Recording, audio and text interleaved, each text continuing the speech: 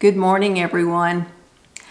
I would like to read a story, a beautiful story about worship from John 12.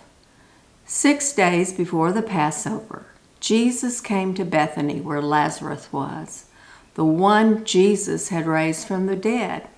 So he gave a dinner, and Martha was serving them, and Lazarus was one of those reclining at the table with him.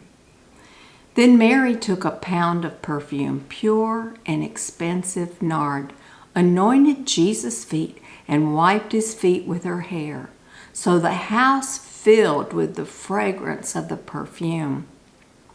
Then one of his disciples, Judas Iscariot, said, "Why wasn't this perfume sold for 300 denarii and given to the poor?"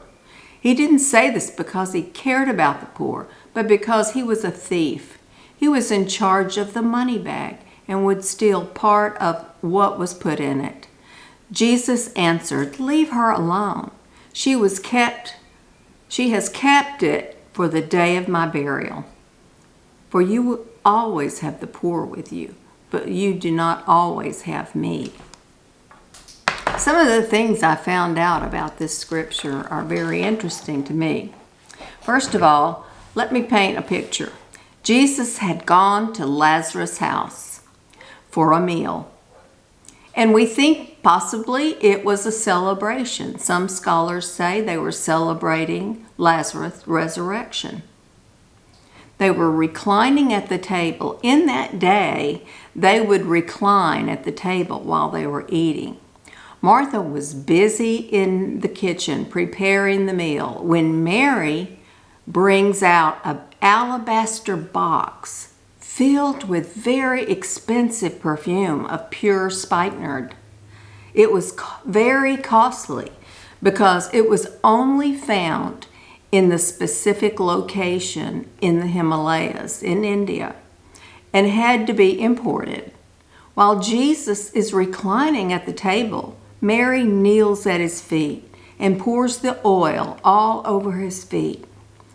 This was very humbling for Mary because, in the first place, women could not anoint with oil. The men did that, and they anointed the head also. Mary was bowing before Jesus and wiping the oil with her hair. The fragrance filled the air.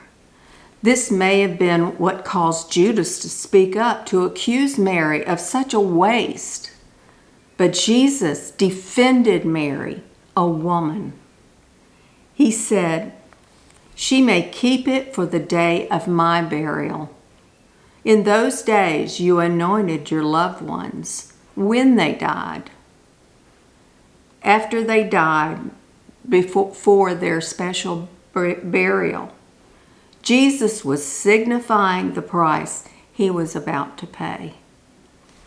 I just thought those facts were very interesting and inspiring. So I wanted to share them with you. I hope that you will take what's so costly is your worship to the Lord and pour it out upon him this week. Just pour all your love out upon him. He will replace it with more love, more abundantly. So I bless you this week. Have a good week in the Lord. Bye-bye.